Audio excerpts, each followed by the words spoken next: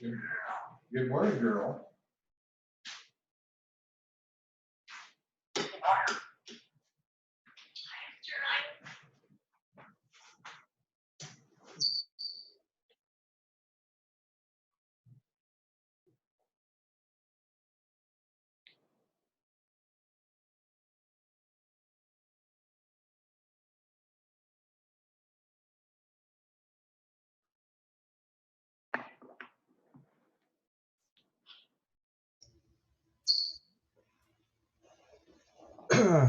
Good morning, everyone.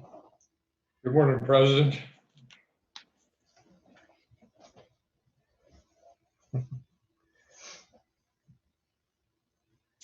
Looks like Dave Page has gone Russian on us. Sunburned.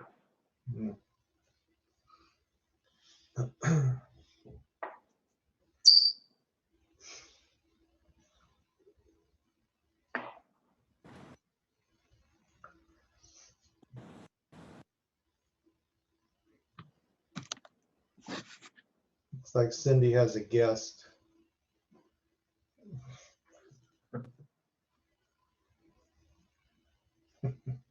He's wearing the same outfit that you are. It's good. Hers has fewer hearts. She's all heart. Yeah. Morning, Steve.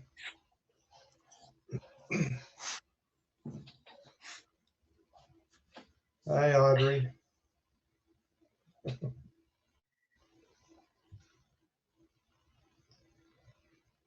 He got married now.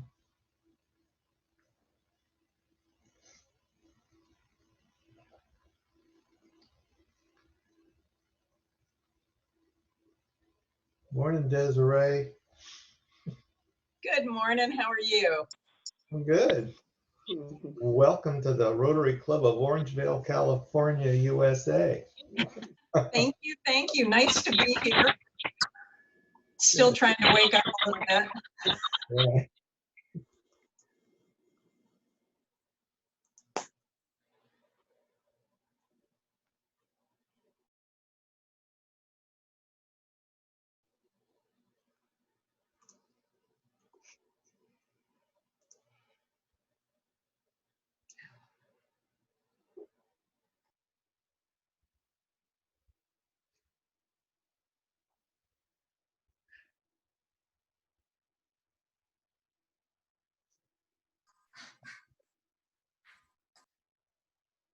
Yeah.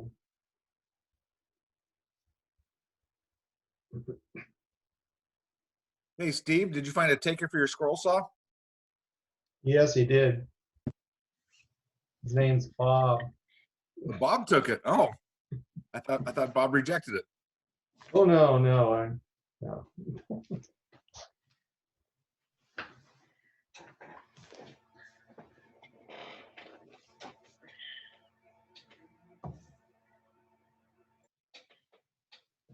I need to talk to you.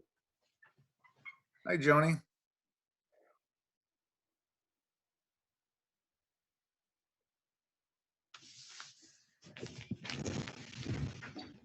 Robert, what kind of attendance do you get at your meetings weekly? Well, our attendance has been really, really good. I'm not sure what it's been over the last month, but it's been in the over 80%. Wow. Yeah, we had the best attendance for several months in a row this summer, and I don't know where we are this month. Yeah. But it's been pretty good, pretty great. You were meeting in a park for a while, correct?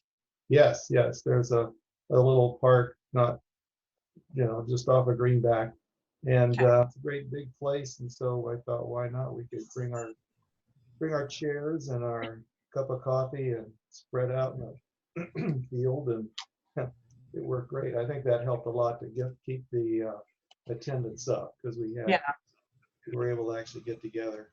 Everybody seemed to like that. Good. But That then makes when the sun started coming up about the same time our meeting was supposed to start, so that was beginning to be a problem.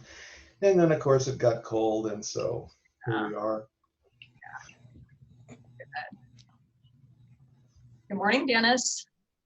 Good morning, all. Eric. Morning. Hey, good morning, Chris. Let's see. Oh, good. We got now Arnold. Is it Arnold or is it Arnie or what do we call you? I'm sorry, you're muted, so I couldn't hear you. I always forget that. Yeah, Arnold is fine. Arnold, great. Well, welcome to the club, Arnold. Glad to have you Oh, here. thank you. Good to be back with Rotary again. Good. We'll get to you in a few minutes. Yeah, Robert, are you the president, Robert? Yeah, I'm afraid so. Call Yeah, him Bob for sure. I'm the best they could do this year. It'll be better next year. Let's see. Has he been made co-host, Bob? I beg your pardon? He What? needs to be co-host. Yes. Talk to Jonathan. Talk to Jonathan. Jonathan, is he co-host? Who needs to be named co-host? Please advise the name. Arnold Kuntz. Arnold. Understood. Okay, thank you.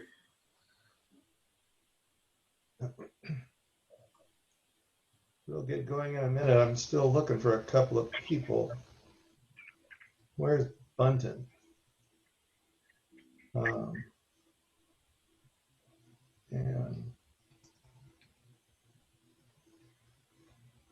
I guess we probably should get started. It's a couple of minutes after 7 o'clock in the morning. Mr. Russell, good. Okay, all right, hang on. I'm gonna close my ears. Whoa. So good morning and welcome to the Rotary Club of Orangevale, California, where we work every day to make the world a better place. This morning, we will have an invocation this morning. Miss Lori, would you like to lead us in that? Sure.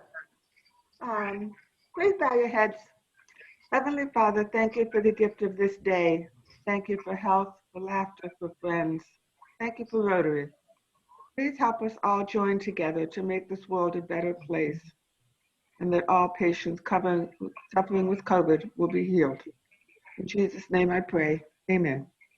Amen. Thank you. Amen. So, introduction of guests. First, we do have a distinguished visiting Rotarian. Those of you who don't know, Desiree Wilson is the district governor-elect and will be Dennis's boss next year. So, I'd like to introduce Desiree. She is with the Point West Rotary Club, but I don't really know what your classification is. What is it, Desiree? I say government retired. Oh. I am retired. Okay, well, it's good to put retired after your thing. That's what I do that too. Great. Well, welcome. And, Thank you. Russ, would you like to introduce our speaker? Yeah, it gives me pleasure to introduce Arnold Kuntz, who is going to speak to us later on, and you'll have more information on him in a few minutes. Great, thank you. Again, welcome. Welcome, Arnold. Thank you. Arnold, nice to have you with us today. Oh, I see. Hey, Sue, you want to introduce that friend of yours? I see he's back with us today. Where are you? Where's Sue? Oh, there you are. Oh, you're muted, Sue. Sorry. I can't see Desi. So if you say he's here. He's right next to you. I'm here, man. Hi. Hi, Desi. This is our good friend Desi. Desi owns Desi's Beef, Bread, and Beer in Orangevale, soon to be opening. Hopefully we'll all be there for the grand opening. Woohoo. Yeah, welcome back. Yeah, we're glad I'm to have hoping Desi's going to join our club one of these days soon. Sure, thank you. Welcome again. Glad to have you with us today.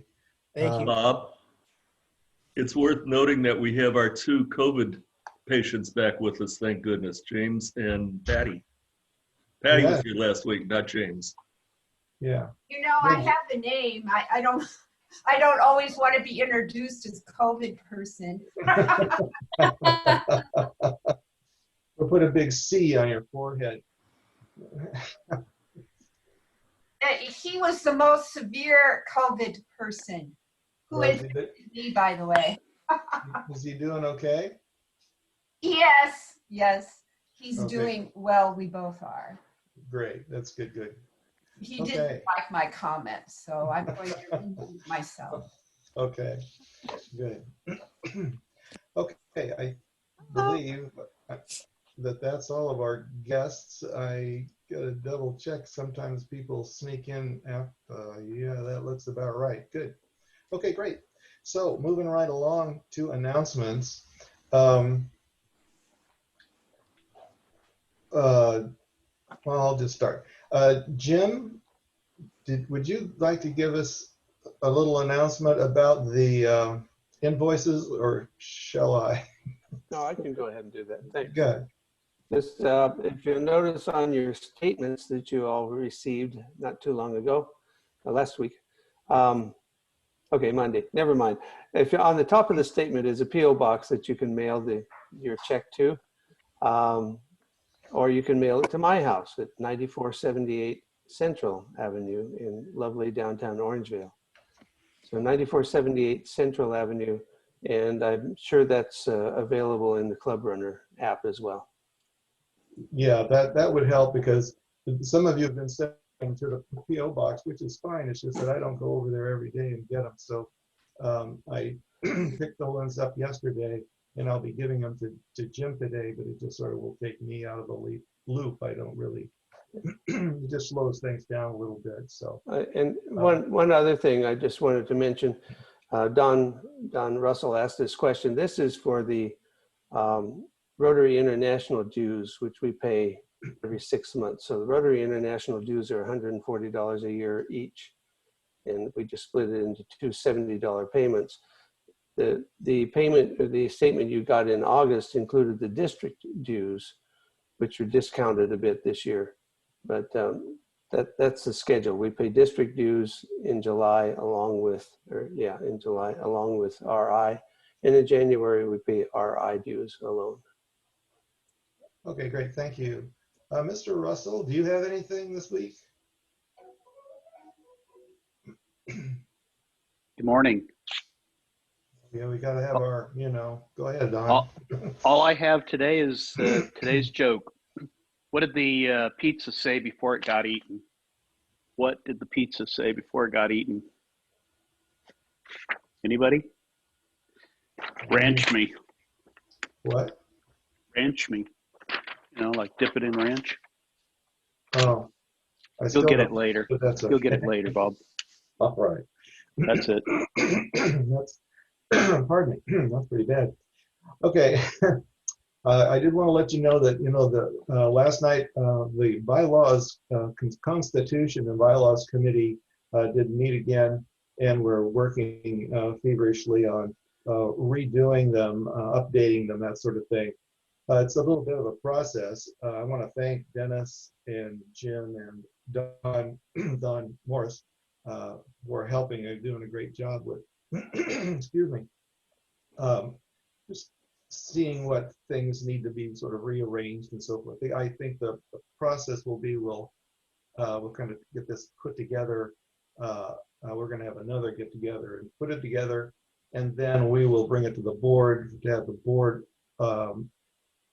agree to it or sign off on it. Then we will bring it to the club so that the club can vote to accept the changes and so forth.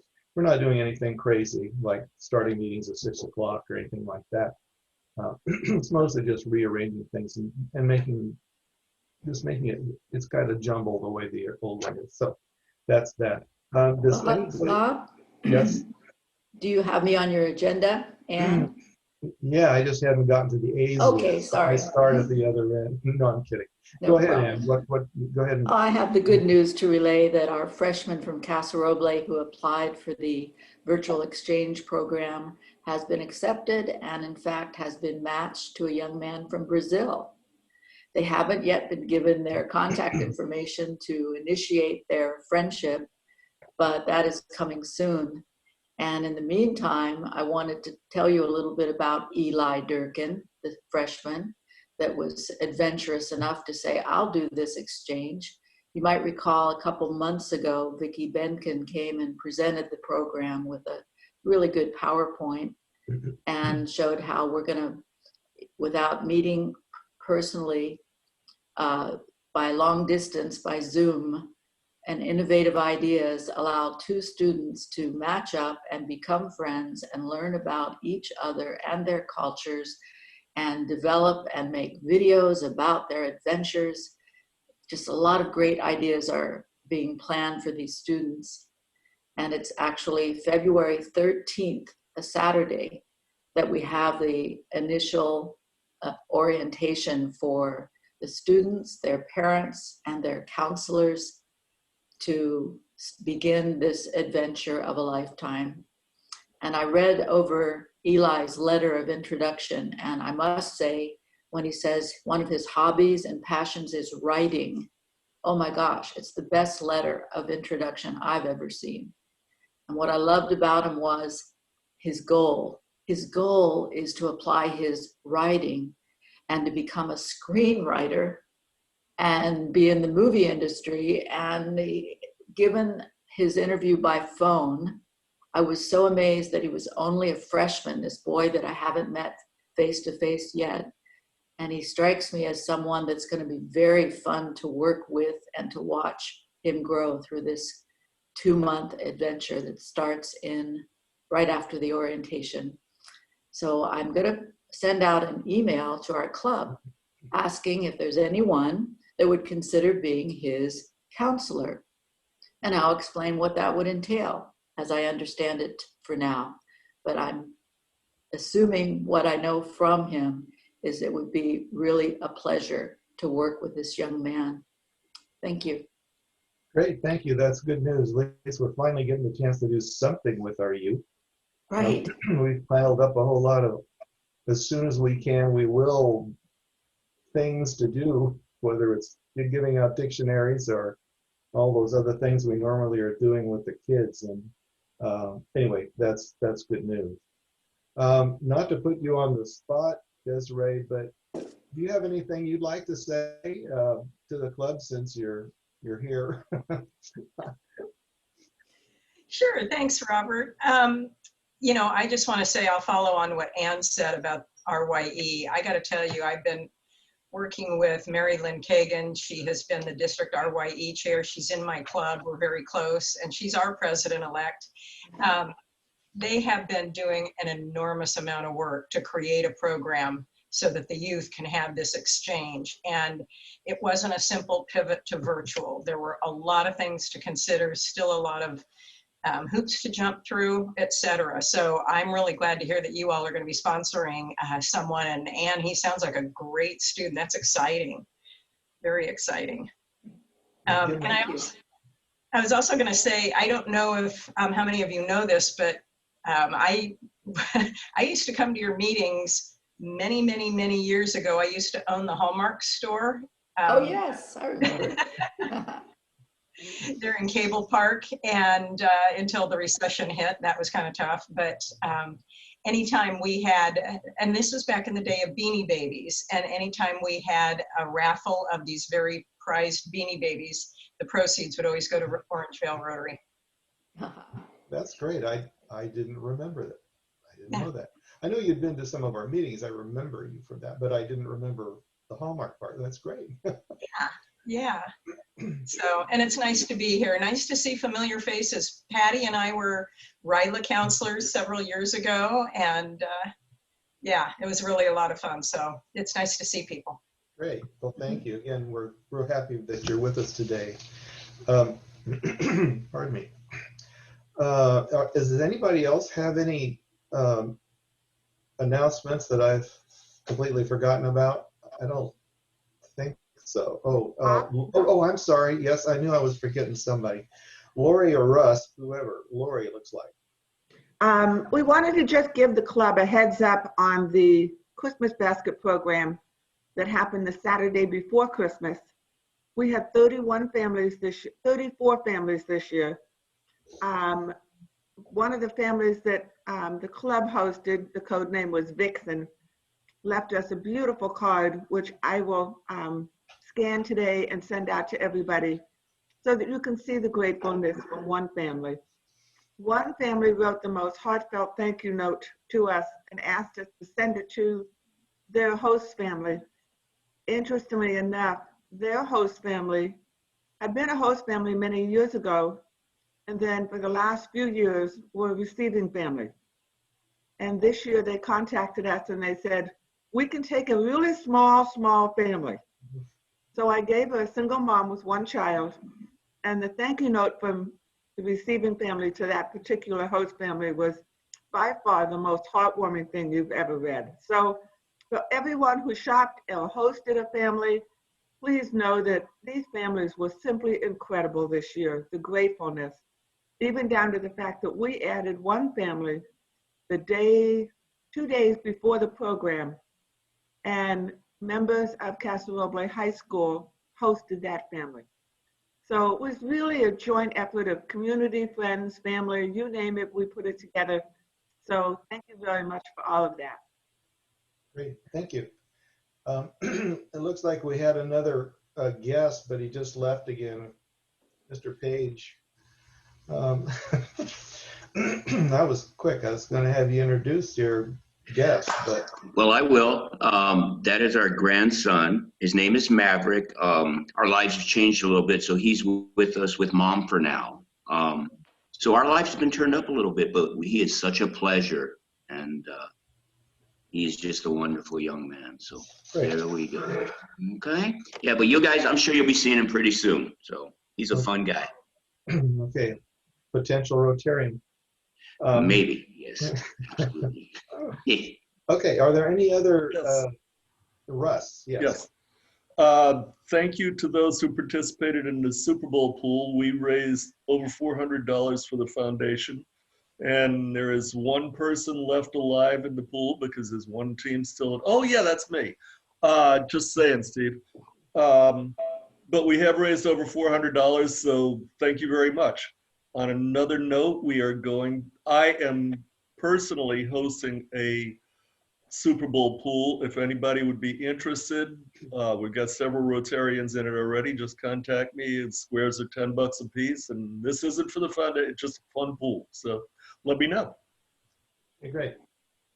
Anyone else? Are we just about kind of going back and forth? I got to go between two windows now. Okay, so a foundation moment, minute. Bill?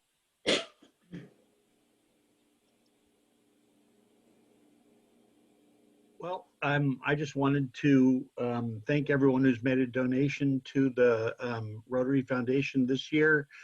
In order to qualify as an E-Ray club, we have to have a contribution from everyone of at least $25, but an average for the club of $100.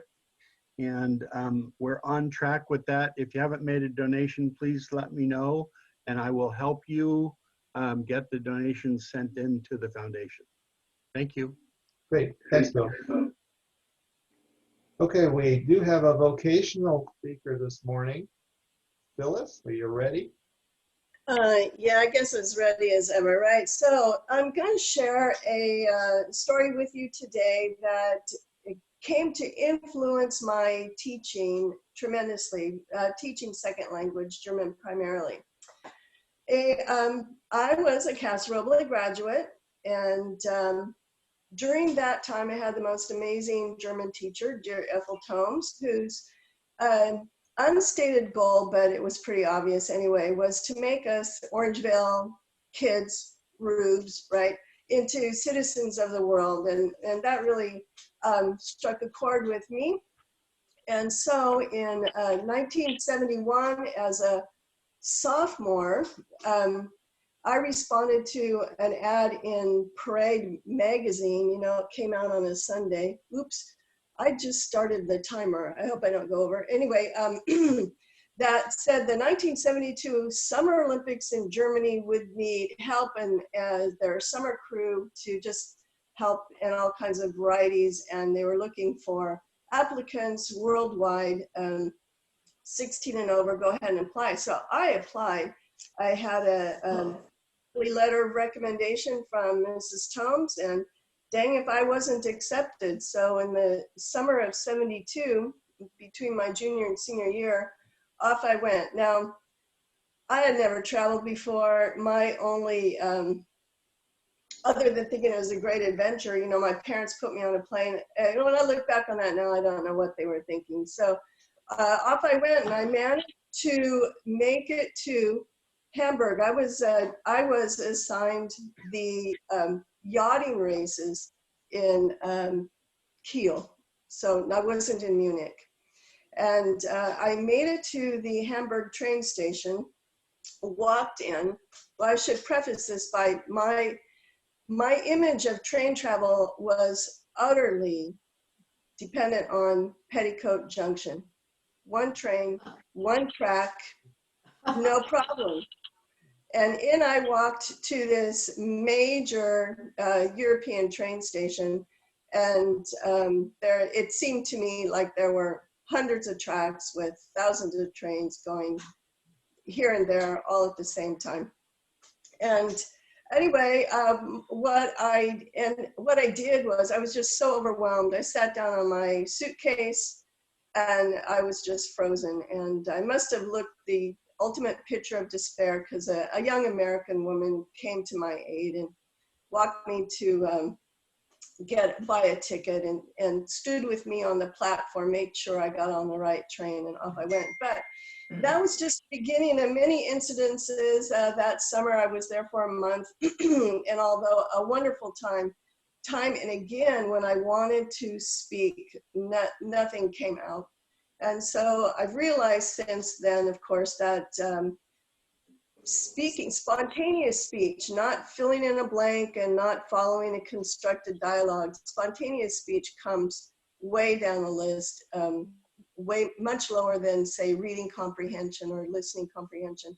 And so when I eventually got into teaching second language, that became a critical part of my approach from day one. We're gonna just talk regardless of lousy grammar and missed vocab, and let me tell you my stories of most embarrassing moments, you know, so we could all laugh about it together, because of course, you know, the fear of being laughed at by your classmates is a for real one.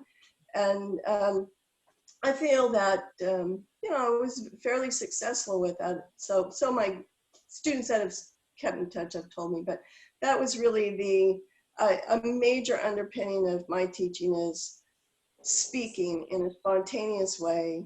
Just get it out there, and people will meet you more than halfway if you can get something out your mouth. So that's my little story. Thank you. Wonderful. All right, thanks very much, Phyllis. That's great. So, okay, it's time for our prospectors. Ladies, you have the floor. All right, we are ready, Sue. Take it away, and I will keep track. Okay, I want to thank my buddy Audrey for filling in for me last week. And this morning, I have some local trivia.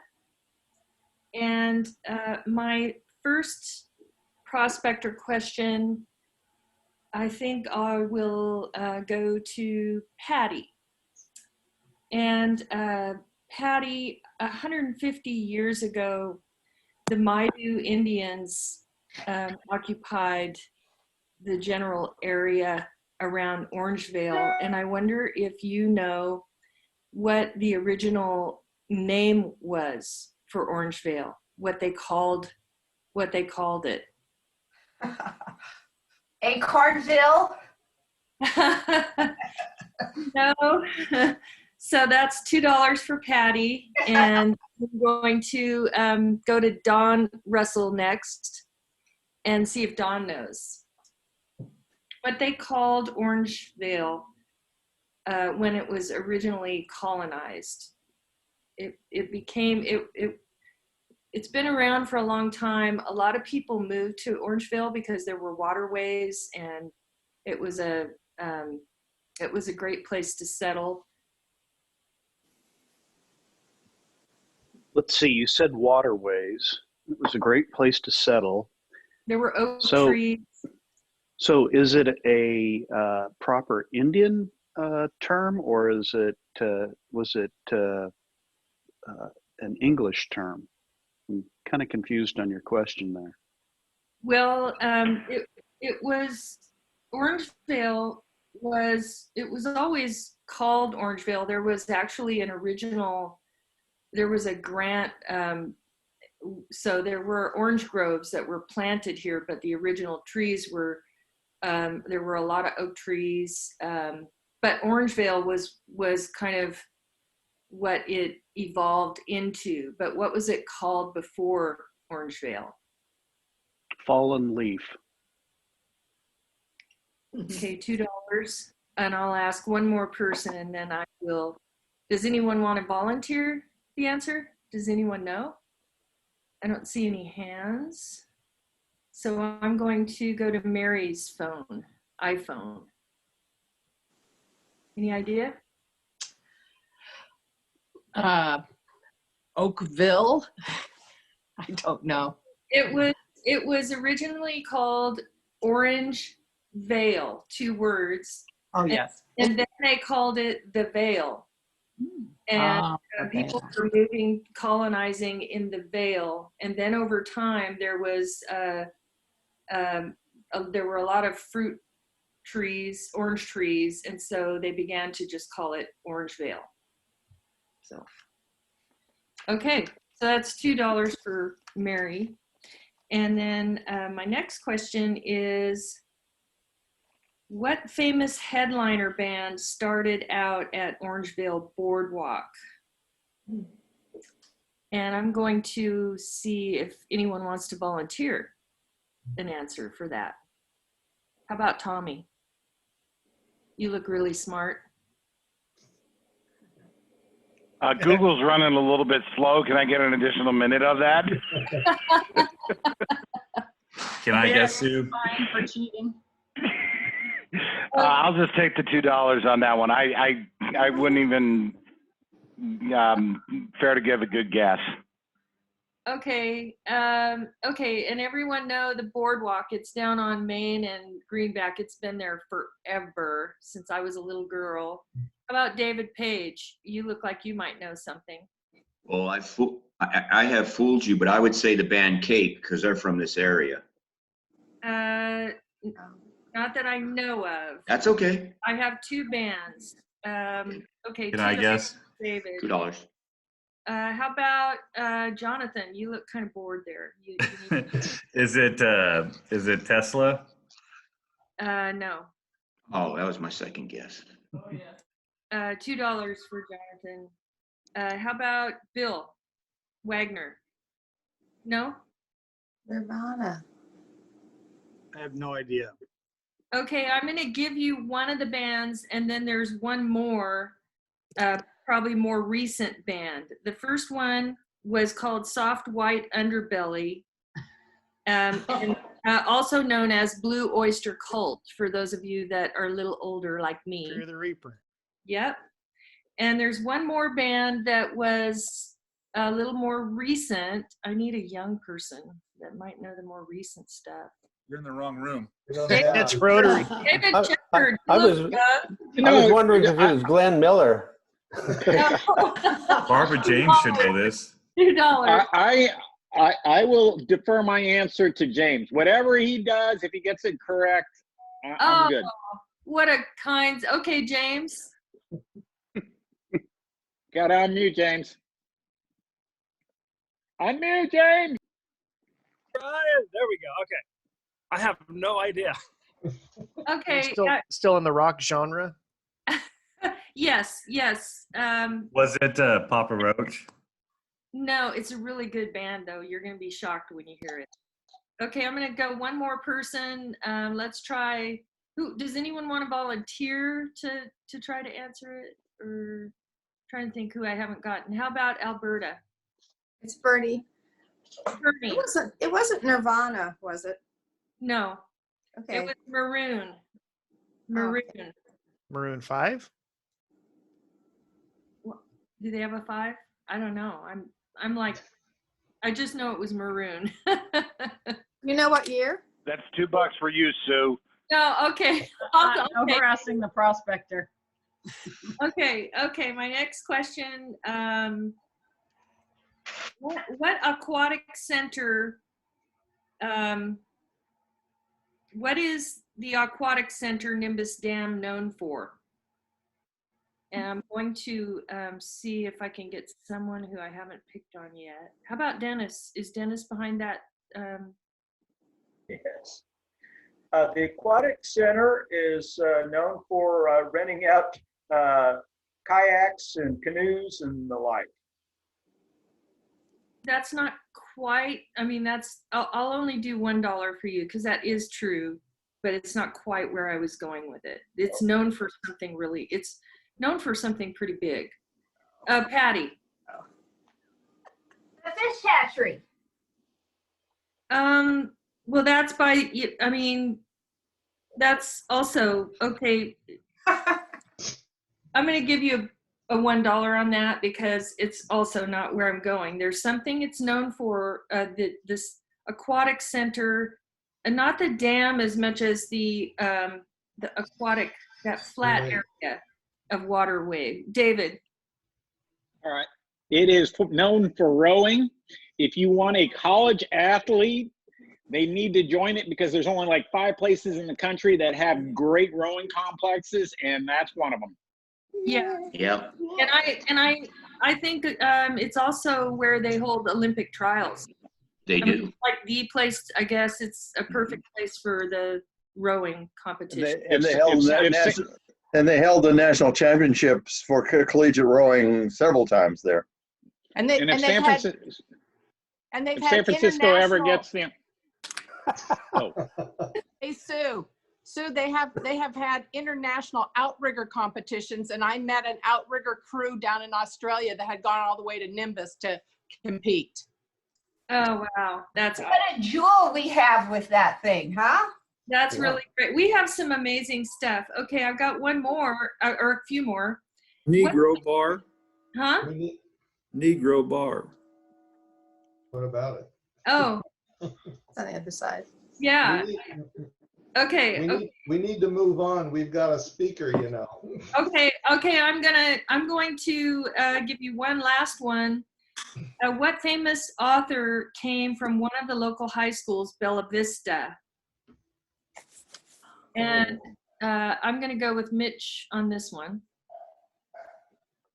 Well, as far as I'm concerned, there's only really one good writer, and that's Tom Clancy, but he didn't go to Bella Vista, so I'll pay the $2. Okay, thanks, Mitch. You're a generous soul. How about Bertie? Nicholas Sparks. You got it. The Notebook. I just wanted to add something. Every year when we give out our Rotary Scholarship at BV, he contributes to the scholarship funds. Somebody gets some kind of a scholarship from Nicholas Sparks. That's awesome. Nice. And I'm going to do one more, and then you want me to wrap it up after one more? I've got a couple more, but. Happy Finds. We need to go to Happy Finds too, so. Okay, I'll just do one more. Why did they call Clint Eastwood Westerns spaghetti Westerns? How about Lori? No, okay, $2 for Lori. How about Mike? Am I on? Oh, I'm off mute. Okay. Their director was named Sergio Leone, and they basically were filmed by them, and they were all taken after. And he used the inspiration, basically, the Seven. Magnificent Seven. But it was Sergio Leone was the director of them. And they were filmed in Italy. True. The That was good. Okay, so now we go to Happy Finds. Do I do Happy Finds too? Yep, that's fine. Go for it. I'll keep track. Do I go for it? Jim. Jim. Yes. Okay, sorry. I'm a little Well, okay, yeah, this is very confusing. So my happy find is that we put our house on the market on last Saturday. The listing hit the internet on Saturday, and this morning we're mulling over 5 offers, all asking price or above. So Nice. we'll be moving somewhere, probably Folsom or Gold River, if any place is available. We may be homeless. And how much is that worth to you, Jim? Well, until we get paid $20. All right, we'll take it. What was the asking price, Jim? $775. Anybody else happy find? So we can get on to our speaker. Mitch is happy? No? I am happy, and Okay, I'm going to go for pay $20, and I'll let you know why. First, we did built the garden boxes at Orangevale Grange, and I get out of the car and I pull up, and the first person I see is Mike McKibben. So I'm happy about that. Cool to see Rotarians out there. Nice. And second, we got a dog, and I've been a dog person all my life, and we haven't had a dog for 17 years. And I'm going to throw you $20, and I'm going to send you a picture of Ryder Dog, and we love him. We got him from another family that just couldn't keep him anymore. And the great thing is he's 5 years old, he's push button, and he's already improved our lives quite a bit. Awesome. I have a happy find. Go for it, Sue. I'm happy that the governor lifted the stay-at-home so that we could go into the purple tier and get some of the businesses open a little bit. Yay! I'll get $20 for that. How much? 20. Okay. James is probably pretty happy about that too. All right. Awesome. Yay for Sue. Okay, is that it? No, I'll give $20 for my birthday today. You say David? Oh. Anyway, Ooh, sorry should we that sing? can't properly sing happy birthday to you. Oh, we could try. I don't think it will work because you guys will just make it so beautiful. Yeah, that's okay. We do have more of a meeting to go to here. Is that it for everybody? Another Please? birthday. Okay. We missed Jonathan's birthday, also a big one. Oh yeah. Well, that's the month is not over, gang. Is it 4-0? Thank you for the reminder. We'll tag him next week since he ditched us last week. early. Yeah. Okay. So let's move on to the speakers. Please. Okay. Go ahead, Russ. Please. I would very seldom read the introduction that one of the speakers gave me, but I think it's kind of humorous in itself. Arnold Kuntz gave his first Lincoln presentation in high school, and he's been fascinated by him ever since. During the years since then, he's read his way through a fairly respectable Lincoln Civil War library. So when he took his last job after retirement as a teacher in the California State Prison, he was more or less ready for what he was to encounter. He didn't know it, nor did the convicted felons in his class know it, but Lincoln's wit and wisdom was the original warm, glowing fire in the original cold, dark room. In fact, if Arnold hadn't seen it with his own eyes, he would never have believed it. Lincoln's wit and wisdom turned these wife beaters and drug dealers into putty in Lincoln's hands. He's bottled the Abraham Lincoln who pulled off this astonishing feat in his book, Lincoln 365, and he's going to present you something of the same wit and wisdom that captivated the hard-bitten guys in his prison classroom. I hope he's not comparing us. But anyway, please give a great Orangevale Rotary welcome to Arnold Kuntz and the wit and wisdom of Abraham Lincoln.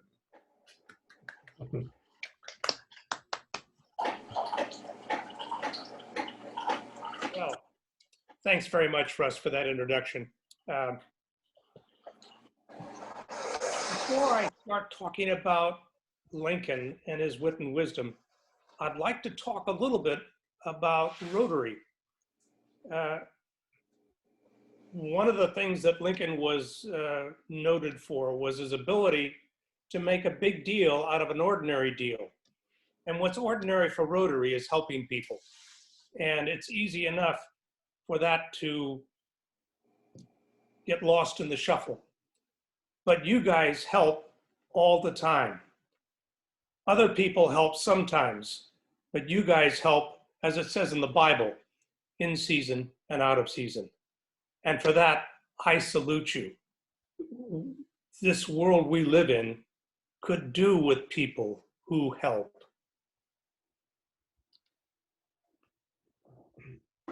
The President of the United States and the Secretary of State are walking down Pennsylvania Avenue.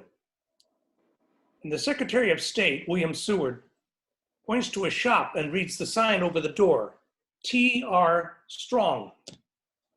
Quick as a whip, the President, Abraham Lincoln, counters by saying, well, maybe, but coffee are stronger. I remember when I first ran across that story, which is about as small as you can get in terms of humor, I was immediately intrigued. I'm thinking, he was president during the Civil War.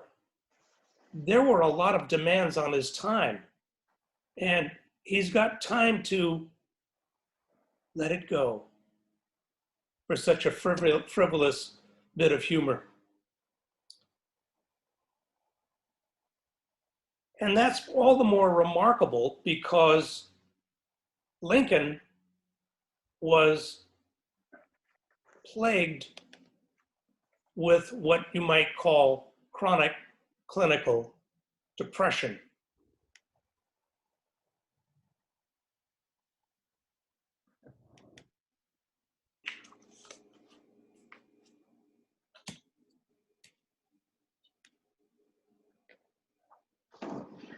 This is not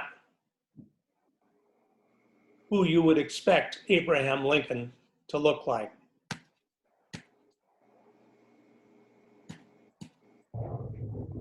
By the way, note the hairdo.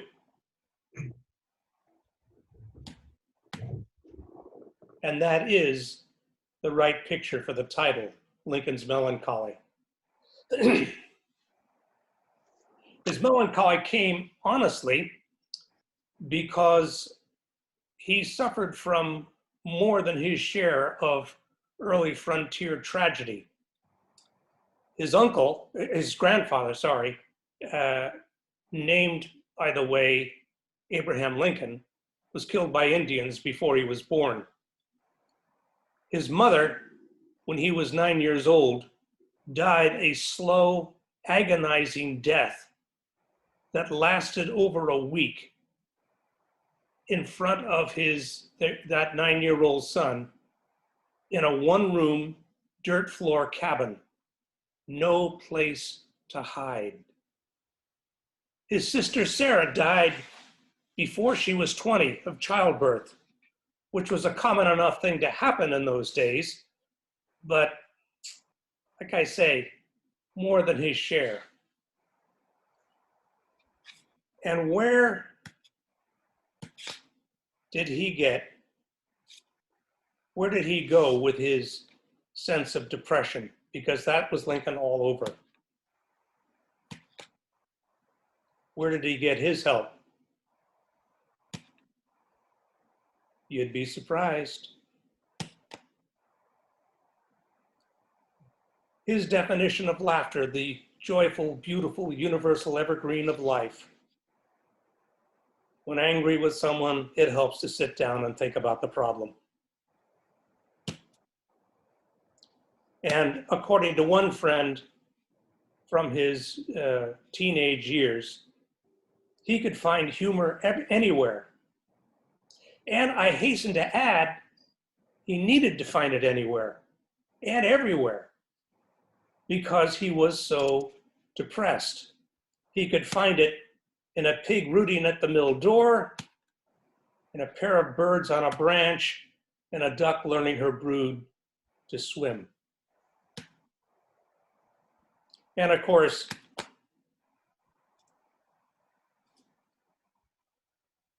well, before I get to that, I should mention that As a teacher, Russ mentioned that I taught in a prison and that Lincoln saved my bacon. I need to explain that just a little bit. While I was there, I decided to make Lincoln a part of the prison, a part of my curriculum. But I didn't want to use him like as a writing prompt because that would be too clunky, it would take up too much time. I wanted to use him every day, but for a very short period of time. So I would read what came to be excerpts from my calendar-based book, Lincoln 365, read the excerpt and leave it. Not talk about it. I never said, you need to be like Lincoln. I never did that. The book is comprised of 365 excerpts. Each excerpt has a quote by or a story about Lincoln and a quote from one other person. And I'm going to read a few of them as we go through. And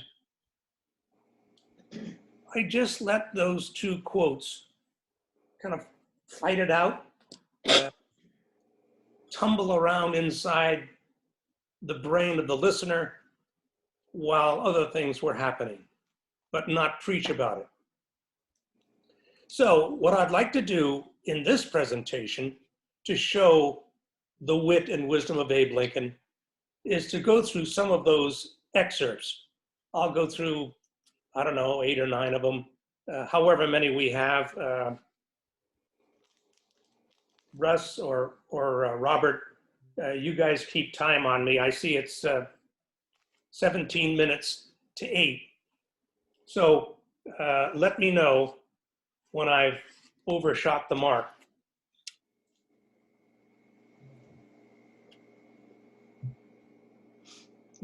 In 1854, Lincoln represented James Dunlap as an attorney who had assaulted a newspaper man by the name of Peter Selby. Selby wanted $10,000 in damages. There wasn't much Lincoln could do about getting his client off the hook, since Dunlap had in fact assaulted Selby. When the time came for his turn to address the jury, Lincoln slowly stood, picked up a copy of Selby's motion, and then suddenly burst into a loud, long guffaw, accompanied by his most grotesque facial expressions. The very sight of this caused several members of the jury to snicker, at which point Lincoln apologized. He said he had looked at the motion and noticed that the original amount in the suit had been only $1,000, but that this has been crossed out and replaced with the $10,000 figure. Lincoln sniggered that somehow Selby had had second thoughts and concluded that the wounds to his honor were worth an additional $9,000. His little joke was calculated to rob the assault case and the plaintiff of dignity. Apparently it worked, for the jury came back with a decision of damages of only $300. And the quote I put with that was from William James. The art of being wise is the art of knowing what to overlook.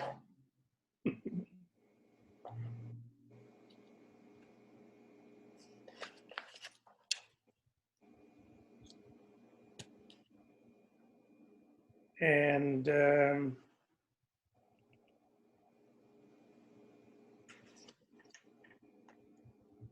at one point, Lincoln, oh, I missed one.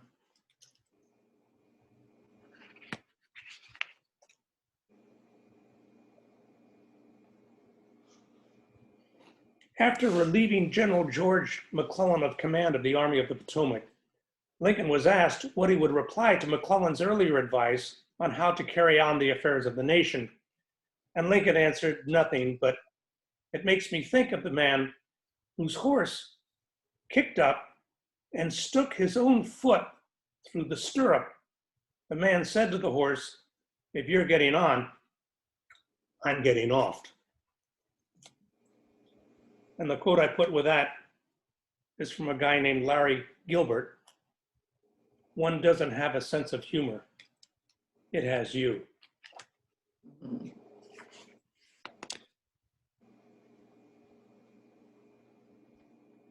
You can take the country boy out of the country, but you can't take the country out of the country boy. And Lincoln was country through and through. Thus, you might have been surprised if you had knocked on the Lincoln White House door to see the door answered by the president himself in his shirt sleeves and/or slippers. You might have been nonplussed seeing him use his own spoon in the White House sugar bowl, and there's no telling how you'd react to the following story that may or may not have been true, but certainly has the ring of authenticity about it. One evening, they say, before going to the theater, Lincoln was standing at the foot of the stairs in the White House with some friends and explained in his own distinctively breezy fashion, "Mary is still upstairs putting on her trotting harness." And the quote I put with that was from Confucius. "Everything has its beauty, but not everyone sees it."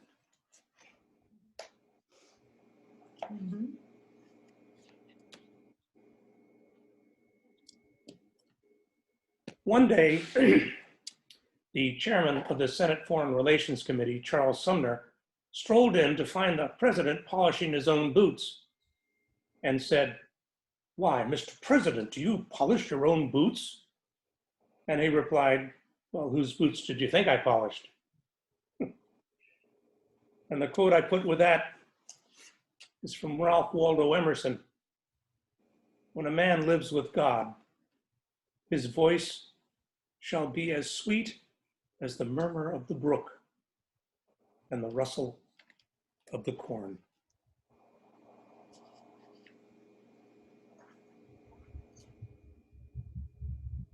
Yeah. Yes. Lincoln once told the story of a sick man in Illinois who was told he probably hadn't many days longer to live, and he ought to make his peace with any enemies he might have. He said the man he hated worst of all was a fellow named Brown over in the next village. So Brown was sent for, and when the man came into the sick man began to say in a voice as meek as Moses's that he wanted to die at peace with all his fellow creatures.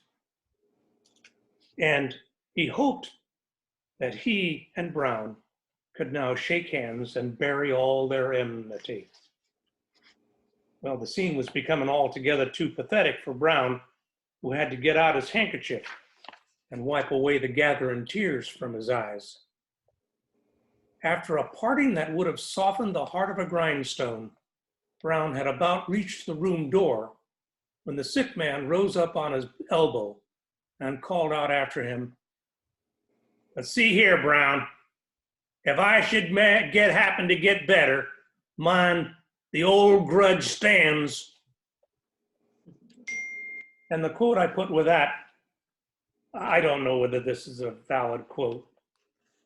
It's from God. "Don't make me come down there." I made that one up, I gotta tell you.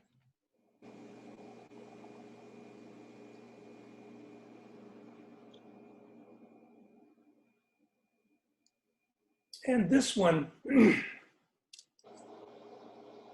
I like to think that, I'm gonna pause here for a minute. I like to think that if I had been president during the Civil War, I think I would have come up with something about emancipation.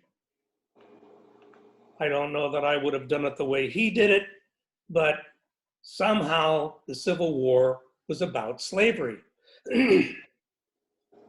And he was determined to attack the Confederacy by knocking it at its root. which was, if nothing else, to deprive the South of the free labor provided by slaves. But I wouldn't have done it the way he did. I would have come up with something like an Emancipation Proclamation and then said, look, this is really difficult stuff. And nobody wants me to do it. And if I do it the wrong way, I'm going to lose the border states and probably the war. So I need you guys in my cabinet. You got to be at my back. And that is not what he did. When the first draft of the Emancipation Proclamation was actually voiced to someone other than his own family, his wife and his two secretaries, and was told to the cabinet, he said to them, I have already decided the issue, and all I want you to do is deal with the periphery around this issue, timing and that sort of thing. But I have decided in my role as commander-in-chief that this is going to happen. I would never have done that. I would have wanted, cover for sticking my neck way out. When he read the document, his cabinet was utterly astounded. There has never been any policy decision by any presidential administration before or since that had the long-lasting impact of this decision to free the slaves.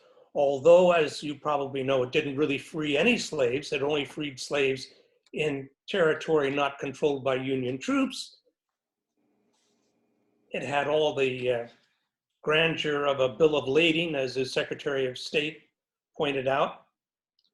But it did set the federal government on a course that no president afterwards reversed. A lot of them dragged their feet, but none of them reversed it. And in this context, he comes out with a joke? Isn't this, what's going on here? Isn't he serious? Doesn't he know what the import of this document? So he reads the thing and he says at the end, let me see here.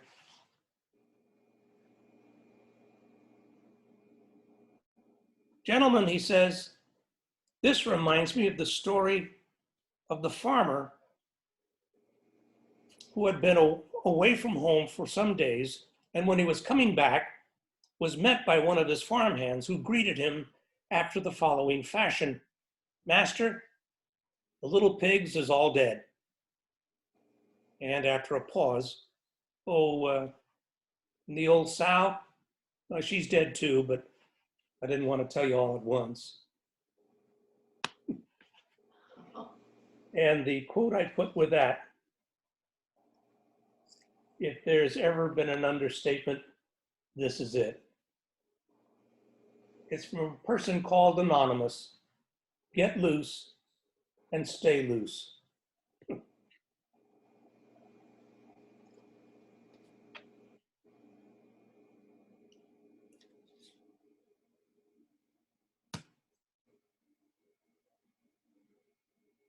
That is a picture of Jefferson Davis, isn't it?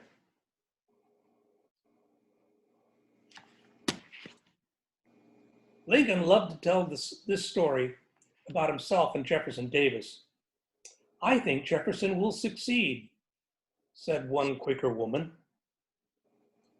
Why does he think so? Asked the second.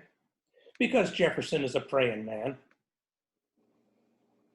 But so is Abraham a praying man, said the second. Yes, said the first, but the Lord will think Abraham is joking.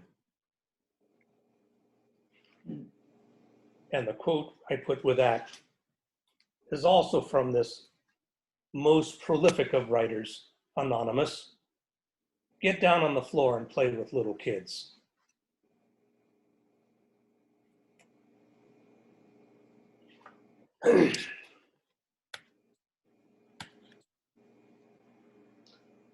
And another about Jeff Davis.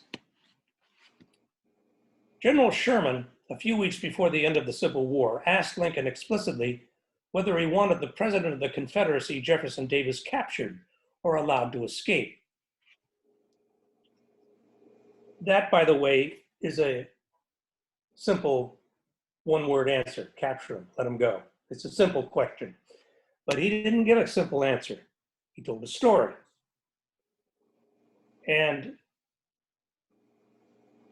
probably a well-deserved story, since he died before Jefferson Davis was caught, and he was caught, and with disastrous results. But this is what Lincoln said in reply. I'll tell you, General, what I think of taking Jeff Davis.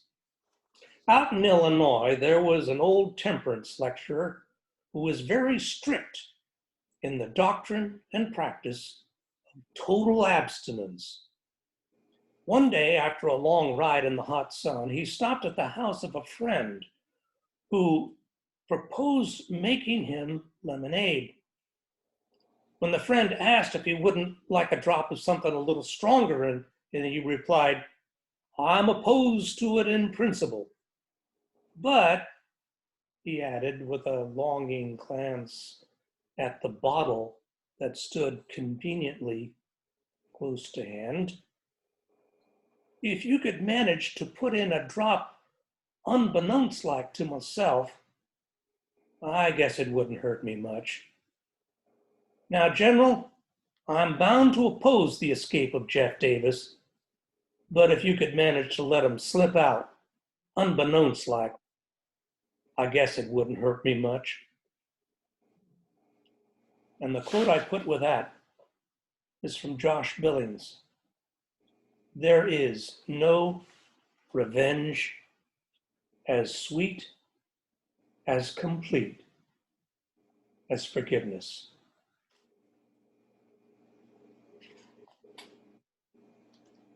Oh, I'm sorry, Robert. I see that it's 3 minutes after 8, and I wanted to give a little time for some question and answer, but my time's up.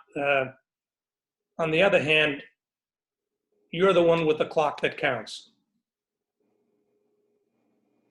We certainly have some few minutes for some questions, if anybody has any. Okay. So let's stop the share. And if you have a question, please unmute yourself and then mute yourself back again. Any questions? I can only see 6 people at a time. So put your hand up if you have a question. Usually. Oh, Patty has one. Go ahead, Patty. Well, sir, I had heard somewhere on TV fairly recently that when our country is in peril, they see Abraham Lincoln worrying and his ghost at the White House. You mean, is there a ghost of Abraham Lincoln wandering the corridors of the White House? Only when the country is in peril. So I'm wondering, has anyone seen him the last week or so? Has anyone seen him the last 156 years or so? I don't know that there's been any reported sightings of Abraham Lincoln. Somehow it strikes me that the Abraham Lincoln that should be citing us to a higher standard is the Abraham Lincoln we have between our ears. Okay, anybody else? Are we good? I'm looking back and forth here too. I can't see. Okay, great. All right, well, great. Well, thank you very much, Arnold. It was a pleasure to have you with us today. We appreciate your program. Yes, we're all applauding. Thanks. Next week, we have the invocation. Audrey, you're going to be the invocator next week. The program is Bruce Hester, and I don't know what the program is. Russ, what's he going to be talking about? Bruce, as you may remember, has done a few talks about varying topics. The one that I remember most was when he did the one on how the states got their shapes and all of that, which was interesting. This time he said that it's a surprise and he wouldn't even tell me, but he's always been kind of popular with the club, so I figured what the heck. Okay, so it'll be a surprise to all of us. That's great. All right, thanks. Well, I want to thank our guests for coming today. Great to see Desiree and Arnold, and Des is somewhere. I'm on the wrong page here. Anyway, excuse me. For a parting thought, I kind of like this one. It says, do your little bit of good where you are. It's those little bits of good put together that overwhelm the world. Desmond Tutu said that. So go out, everyone. Have a pleasant and safe week. Get your shots if you can. And we will also, I'm going to be sending out an email to everybody. And it basically, it's a question. Would you be interested or be willing to participate in a committee for fundraising? We need to establish a fundraising. We're way past time. We should have put together a committee to determine what to do, and then we can figure after that how to get these things done. But we need to get some money in our coffers. So that's going to be happening right away. And then if I don't get enough people just agreeing on their own, then I will, discuss it with you personally. Anyway, I know several people have already expressed interest. So when I send this out, if you would like to participate, just get back to me. I appreciate that. Okay, with that, I'll ring the bell, and everybody have a great week, and we'll see you on the screen next Friday. Okay, bye everybody. Bye. Good to see y'all. Bye-bye. Jonathan, you can turn us off.